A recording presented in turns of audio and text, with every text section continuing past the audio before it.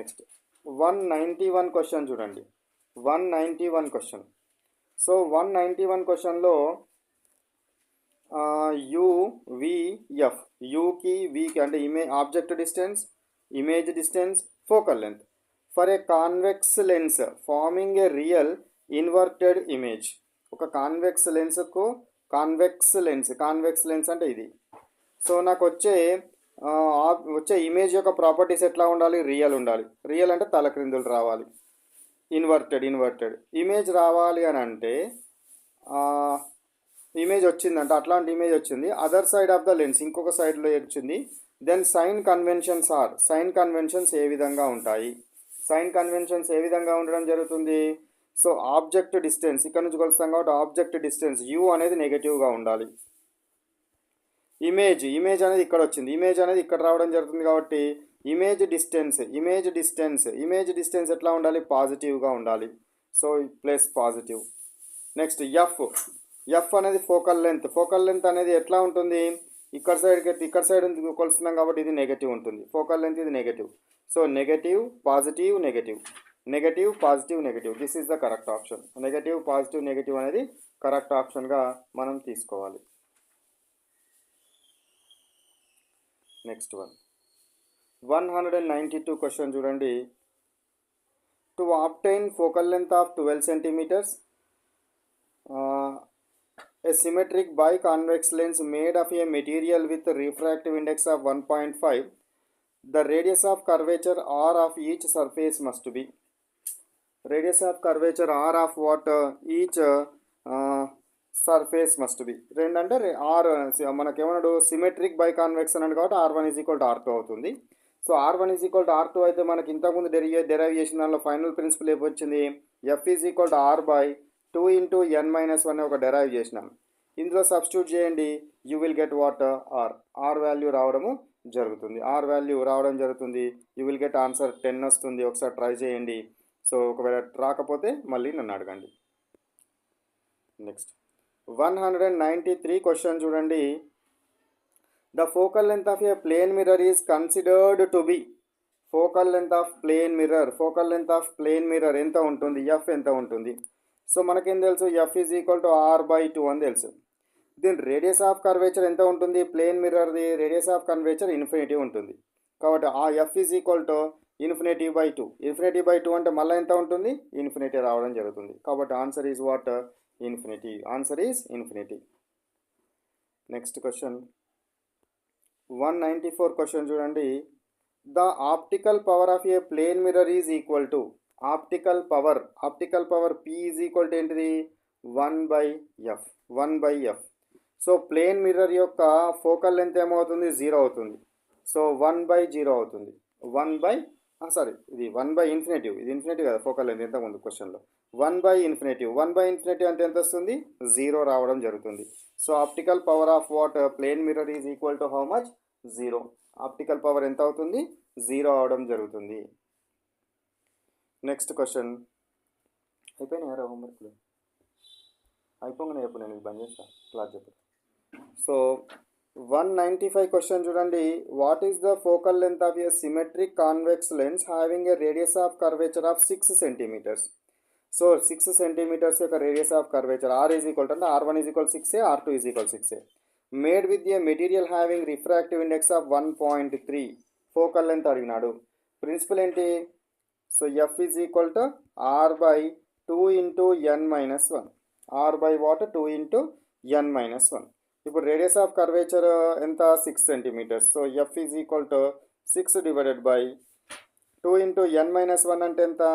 1.3 - 1.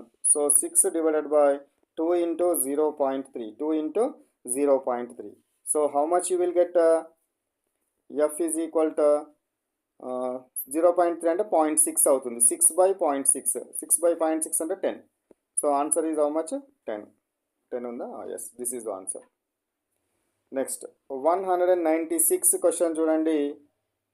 196 question చూడండి. To get a magnified real image on a screen using a convex lens the object should be placed at a distance.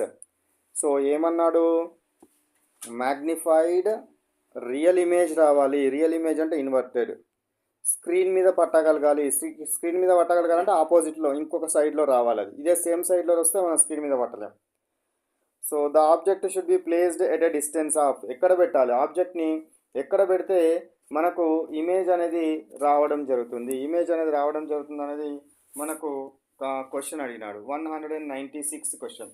196 question. Below the focal length, focal లెంత్కు లోపల ఉంచాలి. Focal లెంత్కు లోపల కనుక ఉంచినట్టయితే image ఎట్లా form అవుతుంది అంటే ఫోకల్ లెంత్కి ఎఫ్కి పీకి మధ్యలో ఉంచినాం అన్నట్టు. సో ఎరెక్టెడ్ ఇమేజ్ వస్తుంది. కానీ నాకు రియల్ ఇమేజ్ రావాలి. బిట్వీన్ ఎఫ్ అండ్ 2F, ఎఫ్కి మరియు 2Fకి, ఎఫ్కి మరియు 2Fకి మధ్యలో కనుక ఉంచినట్టయితే, ఎఫ్కి మరియు 2Fకి మధ్యలో కనుక ఉంచినట్టయితే మ్యాగ్నిఫైడ్ ఇమేజ్ రాదు. ఏమవుతుంది? పొట్టిగా వస్తుంది. పొట్టిగా రావడం జరుగుతుంది.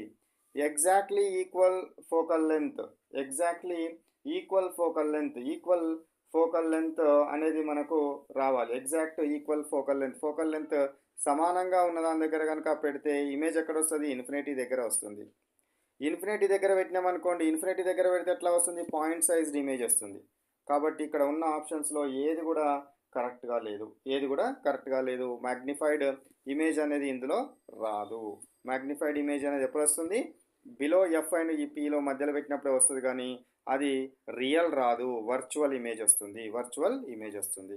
కాబట్టి ఆన్సర్ ఈజ్ నో, ఇందులో లేదు, ఆన్సర్ లేదు. నెక్స్ట్ 197 క్వశ్చన్ చూడండి. 197 క్వశ్చన్.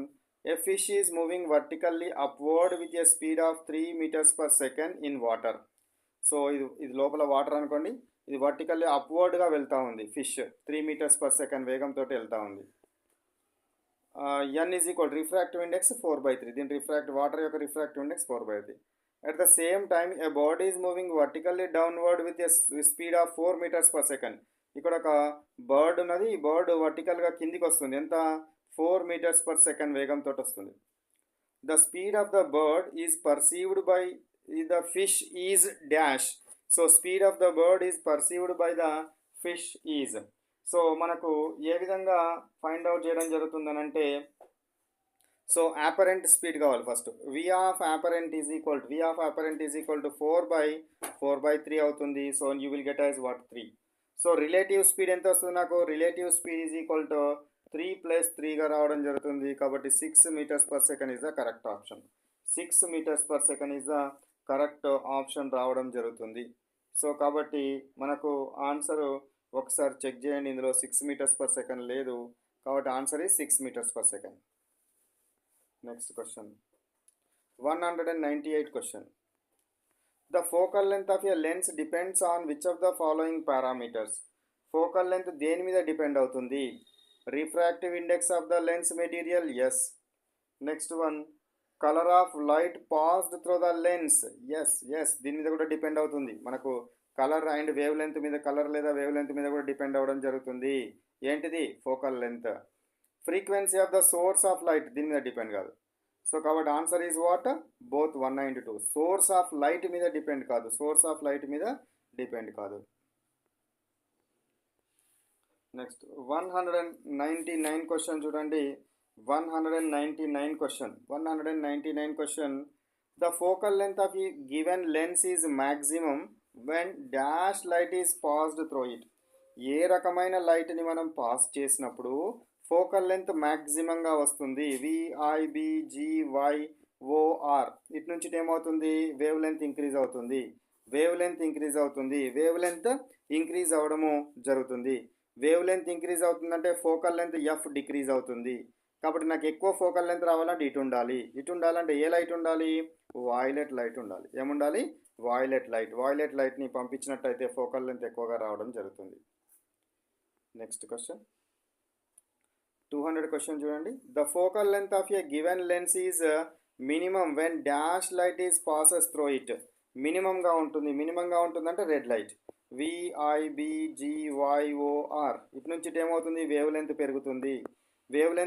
అని అంటే ఫోకల్ లెంత్ తగ్గుతుంది. మినిమం ఉండాలంటే ఏ లైట్ ఉండాలి? రెడ్ లైట్ ఉండాలి. మినిమం రావాలంటే రెడ్ లైట్ ఉండాలి.